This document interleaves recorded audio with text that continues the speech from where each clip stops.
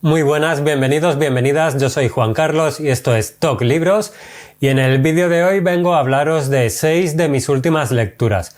Al contrario de lo que he hecho habitualmente, que es hablar justo de las 6 últimas lecturas cronológicamente, tengo varias acumuladas, tengo, no sé, como 14 libros leídos y 4 de ellos sí que van a ser los primeros que leí, digamos, y 2 de ellos son últimas lecturas, pero me apetece ahora hablar de esos libros. Entonces lo voy a modificar un poco así y en próximos vídeos iremos recuperando las demás lecturas. Bueno, para no hacer largo el cuento, comenzamos. Para el primer libro del que os voy a hablar nos vamos a Argentina, es concretamente la novela titulada Otras cosas por las que llorar de Luciana De Luca. Esta es la novela debut de esta autora argentina, Luciana De Luca, y la verdad es que para ser su primer libro creo que no ha optado por algo fácil ni mucho menos. Al principio puede ser que nos cueste un poco entender de qué trata la novela, pero poco a poco vamos a ir comprendiendo que Carolina, la protagonista, nos va a ir mostrando que su presente está cada vez más desdibujado, ya que tiene un problema con la memoria a corto plazo. Ella intenta taponar torpemente, como buenamente puede, los agujeros cada vez más grandes por donde se está derramando esa memoria. Por eso cada vez es más difícil retener esos recuerdos recientes que la descolocan, mientras a la vez nos cuenta su pasado con bastante detalle. Entraremos en su intimidad, que es una intimidad un tanto desubicada, pero a la vez por momentos también muy lúcida, donde esos recuerdos van muy unidos a lo sensorial. Veremos cómo su vida fue como la de tantas otras mujeres que tenían que buscar la luz viviendo a la sombra de un hombre. Y es que las cosas por desgracia eran así en muchísimas familias. El hombre fuera ganando dinero y la mujer en casa ocupándose de lo doméstico, sin que nada de eso pudiese cambiar. Curiosamente también seremos testigos de cómo ella se pregunta sobre el futuro, sobre cómo será la vejez, la decadencia, el ir perdiendo facultades. Y esto es curioso porque en realidad se lo está preguntando ya desde ese lugar. Bueno, al final ella se refugia en su casa. ¿Qué es eso? Un refugio, pero también una jaula. Y tiene especial querencia por su patio, un patio de baldosas rojas que tiene un limonero y un patio que será el elemento simbólico más conmovedor con el que se cerrará la novela. Ese patio es un lugar donde la metamorfosis tiene todo su esplendor, con la llegada de unos obreros que van a remodelarlo, a hacer una reforma integral. Como he dicho antes, este no creo que sea un debut sencillo, por supuesto para complacer a nadie. La autora recurre a lo que no es evidente porque la memoria de la protagonista está desapareciendo y el suelo que pisa no es nada firme. Es por eso que los simbolismos son constantes y no están carentes de lirismo. Creo que la novela va creciendo según se avanza en ella, hasta llegar a un final que me pareció maravilloso. Pero desde ya tengo que avisar que no es un libro ni mucho menos feliz. A pesar de ello, yo siempre busco la luz a los libros tristes y creo que este tiene mucha, porque el estilo de la autora eleva sin dudarlo la trama. El lenguaje que utiliza, las frases cortas, contundentes pero sutiles a la vez, tocan resortes en el lector que van unidos a lo sensorial. Por ello tengo muchísimas ganas de seguir leyendo a Luciana De Luca, porque esta obra, Otras cosas por las que llorar, me ha gustado muchísimo. Cambiamos ahora totalmente de registro, nos vamos a Francia para hablar de Poética del empleo de Noémie Lefebvre. La traducción en este caso corre a cargo de Cristina Pineda. Y este es un libro bastante difícil de definir, muy retador, yo diría que nada convencional, pero desde luego interesantísimo en su forma y también en su fondo. Aquí encontraremos a un personaje que se enfrenta continuamente y de manera dialéctica con su padre. Un padre que se muestra siempre como una figura altiva, opresora, uno de esos sabelotodos que no admite nunca réplica y que únicamente tiene ojos para sacar defectos a su hija o hijo mientras se da la botella. Este hijo o hija Por el contrario, quiere volcarse en escribir poesía ante un mundo que exige a las personas que se inserten en un mercado laboral esclavista. Y como veis, aquí entramos de lleno en la primera curiosidad, y es que yo durante toda la lectura identifiqué la voz narradora como una mujer, la hija de ese padre, pero es que en realidad nunca se menciona su sexo ni se dan pistas sobre ello. ¿Por qué la identifiqué yo como una mujer? No sé, tal vez porque el libro está escrito por una mujer, pero esto es algo que me ha hecho reflexionar sobre mi propia interpretación. Bueno, los diálogos entre ambos personajes están muy llenos de ironía, aunque en realidad todo el libro lo está, y el gran logro del mismo es crear cierta forma de resistencia. La resistencia de esa hija/hijo ante una sociedad que le empuja a hacer algo que no quiere, pero también la resistencia de la propia autora a través de la forma en que ha escrito este texto, que la verdad, como digo, no sé si sabría calificar como novela. Creo que ante todo, Poética del empleo es una crítica social feroz ante un sistema feroz y una humanidad que también se muestra feroz en su manera de agachar la cabeza y aceptar todo lo que se le impone. Esa es una ferocidad que además nos afecta a todos.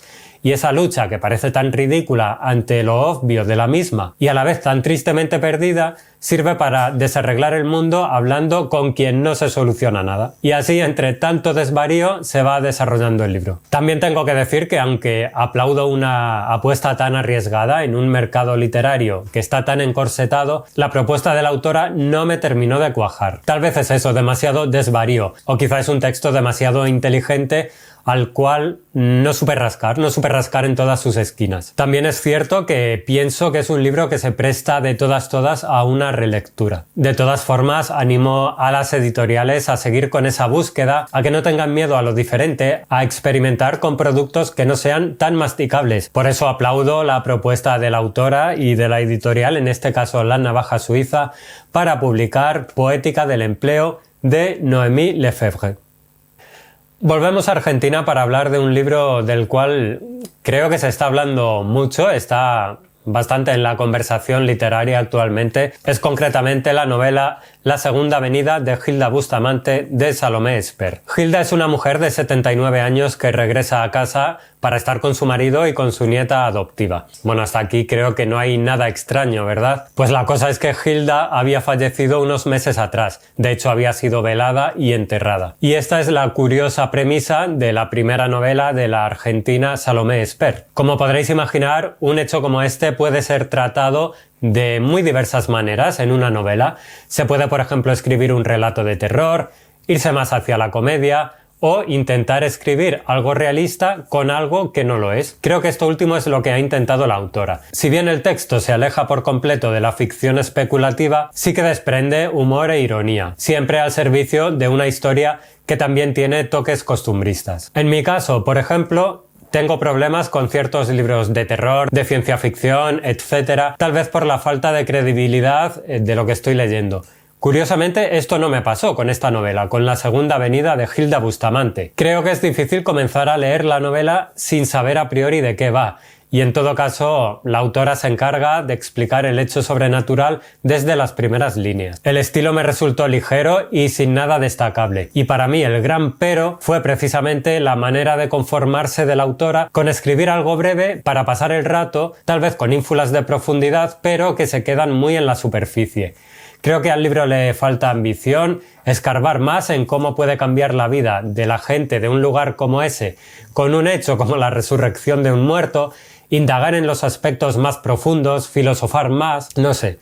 Bueno, entiendo que la novela es solo un divertimento, pero a veces sí que tenía la sensación de que pretendía llegar a caminos que jamás encontró. Sí que me gustó algo que ocurre hacia el final y que no esperaba, que no voy a decir, por supuesto, y sobre todo lo que destaco es la relación de la nieta con sus abuelos adoptivos. Pero al igual que he dicho antes, también se le podría sacar mucho más jugo a los personajes. El libro tiene unas 160 páginas y creo que se podría haber extendido bastante más, porque ese estilo ligero da para ello. Es cierto que a mí no me llegó a aburrir en ningún momento, como le ha pasado a algunas personas, pero siempre estuve en ese punto en que parecía que se iba a arrancar hacia terrenos más interesantes, pero nunca lo hizo. Y nada, estas han sido mis impresiones sobre La Segunda Venida de Hilda Bustamante de Salomé Esper. Cambiamos totalmente de tercio y de país, nos vamos a Estados Unidos para hablar de un libro de una editorial que me gusta mucho, Chai Editora. En este caso, concretamente, os traigo Vida Real de Brandon Taylor. La traducción en este caso a cargo de Juan Nadalini. Aquí Wallace es un estudiante de posgrado que está trabajando junto con un equipo de compañeros en un laboratorio. Allí el mundo es distinto, es donde él esperaba alcanzar la libertad, esa libertad que parecía una utopía para un chico sureño, negro y homosexual como él. Aunque parece un tipo en realidad muy para adentro, Wallace tiene a su grupito de amigos con los que se relaciona y pasa buenos ratos y no tan buenos, y bueno, ellos son un poco su familia en ese lugar del mundo. ¿Y qué pasa? Pues que Wallace se enamora de uno de ellos, que además no es homosexual. Bueno, toda la historia que se nos presenta en este libro se desarrolla únicamente durante un fin de semana, cuando el verano ya está dando sus últimos coletazos. Y igual que en el laboratorio, Wallace mira por el microscopio para observar la vida de los microorganismos que estudia, Brandon Taylor parece diseccionar todo ese fin de semana con una minuciosidad microscópica, observando cada detalle, porque hasta lo más nimio tiene aquí su importancia y su razón de ser, y de esa manera se lo está ofreciendo al lector. El resultado, aunque algo irregular, para mí termina siendo bastante notable. La irregularidad viene porque, para mi gusto, puede ser que sobren algunas páginas, tal vez varios apuntes donde se explica con demasiado detalle el trabajo que Wallace está realizando, y esto para los neófitos en ciencia de laboratorio como yo, bueno, pueden resultar pasajes algo pesados. Wallace termina siendo un personaje antipático, con una conducta poco sociable, que se ampara en ser el típico bien queda, pero que alberga mucha rabia en su interior. También alberga miedo, incomprensión de los demás y, por qué no decirlo, su propia incomprensión hacia sí mismo. Él se queja continuamente de los demás, que no son capaces de verle realmente, pero también se encierra en su propio egoísmo. En realidad no sabe lo que quiere estar solo, pero a la vez parece odiar esa soledad a la que abraza. En fin, es un personaje lleno de detalles y contradicciones,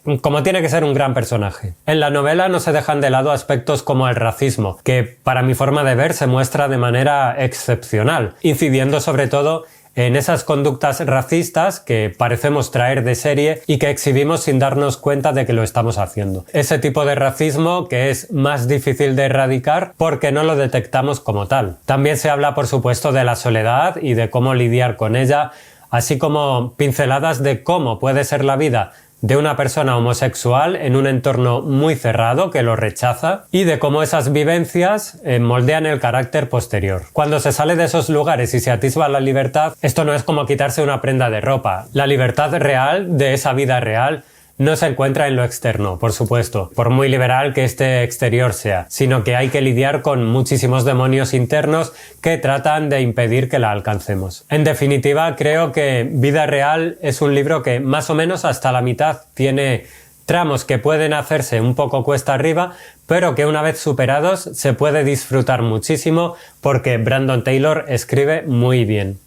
Bueno, disculpadme un poco porque me cuesta un poco hablar, estoy un poco congestionado y a veces me quedo sin aire. La juventud. Para el siguiente libro nos vamos a México, un libro de una autora que es poeta, ensayista y ahora también novelista. Esta novela se llama Troika y la autora Isabel Zapata. Como digo, Troika es la primera novela de la autora y es un libro que se divide en dos partes. En la primera nos vamos a adentrar en lo que es una familia mexicana de los años 90 a través de los ojos de Andrea, que nos cuenta cómo era la vida en esa época cuando ella tenía 8 años. La vida en familia también incluye a Troika, una perra que pareció elegir a esa familia más que al contrario, y también a Francisca, la mujer contratada para ayudar en la casa y cuidar de los niños. Francisca perdió anteriormente a su marido y a su hijo en un accidente de coche. La segunda parte del libro cambia de narrador y será Francisca precisamente la que nos cuente cómo vivió ese tiempo con esta familia y cómo poco a poco pareció ir sanando junto a ella esas heridas tan graves que traía. A grosso modo podríamos reducir la trama a esto que he contado, pero sin hacer spoilers, creo que lo más importante de la novela son los lazos que se establecen y se cruzan entre los distintos personajes y las diferentes épocas. También la manera de afrontar los duelos, las culpas e incluso el perdón a varios niveles, Perdón a los demás, perdón a uno mismo, también perdona al pasado para poder tener un futuro. Si bien antes de empezar la novela yo pensaba que Troika, la perrita, iba a ser la protagonista omnipresente de la novela, en realidad luego me topé con otra cosa. Es verdad que su figura es muy importante, pero no es ni mucho menos la historia de amor entre una niña y su perra, aunque también lo es. Yo creo que Troika es casi como el lector, es quien acompaña a los personajes en su día a día y sobre todo en la búsqueda interior. Es casi como un detonante, un MacGuffin, una guía marcada en la tierra para que los demás sigan el camino que han de seguir. Y creo que Troika es sobre todo una novela que enfrenta a dos personajes y los compara a la vez que los cruza. Andrea es un alma pura que está aprendiendo a vivir y que ve la vida con el entusiasmo y la simplicidad con que la ve un niño. Por otro lado, Francisca tiene otro tipo de aprendizaje, cómo agarrarse de nuevo a una vida que le ha quitado absolutamente todo y cómo tratar en el presente con un pasado que la va a acompañar siempre y de manera inevitable. La vida las cruza y este es un cruce que se va llenando sutilmente de amor. También hay otro personaje que me parece muy importante, que es Josefina, la madre de Andrea, que también sirve en cierta forma de nexo de unión y de olvido en varias maneras. Para mí resulta el mejor personaje de la novela, el que tiene más aristas y el que esconde, casi sin querer hacerlo, lo que no sabe si ha de esconderse. Isabel Zapata es poeta, como he dicho, pero la novela resulta ligera en su forma. Esto ayuda muchísimo a la hora de recrear una época que pienso muchísimos mexicanos encontrarán muy reconocible en el libro. A pesar de ello, ojo, esa ligereza no es algo simple, esconde otras cosas detrás. Este no es un libro que se lea rápido y se olvide inmediatamente. Sí que se puede leer rápido, por supuesto, pero va a ir dejando su pozo en el lector. Tengo pendiente leer más cosas de la autora, tengo ensayos, tengo poesía, pero también espero que avance como novelista y siga puliendo un estilo que a día de hoy, como se muestra en Troika, me parece muy prometedor. Volvemos a Argentina, y es que últimamente es verdad, creo que Argentina es el país que más visito literariamente hablando, y en esta ocasión os traigo otra novela. Se llama El ojo de Goliat, el autor es Diego Muzio y está publicado por Las Afueras. La novela cuenta el encuentro entre el Dr. Pierce, que es un psiquiatra, y un paciente que llega a su institución psiquiátrica bastante tocado, la verdad, tras haber estado realizando trabajos de inspección en un faro que está situado en Ushuaia, un lugar que se encuentra en los confines del mundo, en el Atlántico Sur. Por supuesto, el kit de la cuestión es averiguar qué ha pasado con este hombre, por qué llegó a ese faro, que por cierto se llama el Ojo de Goliat, en perfectas condiciones, y sin embargo regresa totalmente enloquecido. Este misterio lo vamos a ir desentrañando a través de las lecturas del diario de este hombre, el ingeniero Bradley. Bueno, este es un libro que tiene muchas cosas interesantes. Por ejemplo, nos adentra en los albores de la psiquiatría moderna, ya que la acción se sitúa en la primera mitad del siglo XX, al poco tiempo de finalizar la Primera Guerra Mundial. Un evento que, por cierto, tiene mucha importancia en esta novela. Y esto es curioso, ya que normalmente, o esa es mi sensación, se tiende a hablar mucho más de la Segunda Guerra Mundial, ¿no? No sé si tal vez por la cercanía temporal, porque hubo elementos que podemos encontrar más reconocibles, no lo sé. Pero sí que tengo esa sensación de que la Primera Guerra Mundial es un acontecimiento más oculto, menos preponderante. Y esto es curioso porque en realidad fue ahí, en esa Primera Guerra, donde el hombre se convirtió realmente en una bestia, ya que sin los avances técnicos y armamentísticos que se podrían encontrar en la Segunda Guerra Mundial, todo fue mucho más crudo, más visceral, más animal, podemos decir. Y mezclar eso con las técnicas que intentaban avanzar en el mundo de la psiquiatría a través de varios personajes me resulta muy interesante. Además, contamos también con la figura siempre subyugante y atractiva del faro, que tanta inspiración artística despierta siempre. Aquí además como metáfora de la propia psiquiatría, como una luz que guía las mentes desviadas. También se explora la repetición, lo cíclico, cómo a veces terminamos adoptando comportamientos de antecesores con los que no tenemos nada que ver, no nos identificamos, pero de alguna forma somos poseídos e incitados a pasar por lo mismo. Otro aspecto destacable es la mención a la figura de Robert Louis Stevenson. Hay incluso un personaje que es pariente del escritor. Y como no puede ser de otra forma, hay referencias veladas y explícitas sobre su obra más reconocida, el Dr. Jekyll y Mr. Hyde. Recuerdo que en la presentación del libro aquí en Barcelona se catalogó en algún momento como un libro de terror. Y no seré yo quien contradiga esto, pero a mí me ha parecido más una narración que a través de hechos que pueden ser terroríficos se acerca más a un ambiente de fuerte carga psicológica. Y es que esa ambientación está grandísimamente lograda y te mete de lleno en lo que estás leyendo. Me gusta mucho que Muzio no juega con el lector, no trata de engañarle, le está presentando unos hechos que se van a ir desarrollando hacia un desenlace que incluso se puede prever. Y es la forma tan directa con la que escribe, tan pulcra y tan disfrutable, la que hace que sea muy difícil soltar el libro. Es una pequeña novela que me ha encantado, no había leído anteriormente a Diego Muzio. Tenía una recomendación por parte de Claudia de Mis ganas de leer, que ha leído, si no me equivoco, un libro de relatos de este autor argentino. Y nada, he podido leer esta pequeña novela, El ojo de Goliat, que me ha gustado mucho.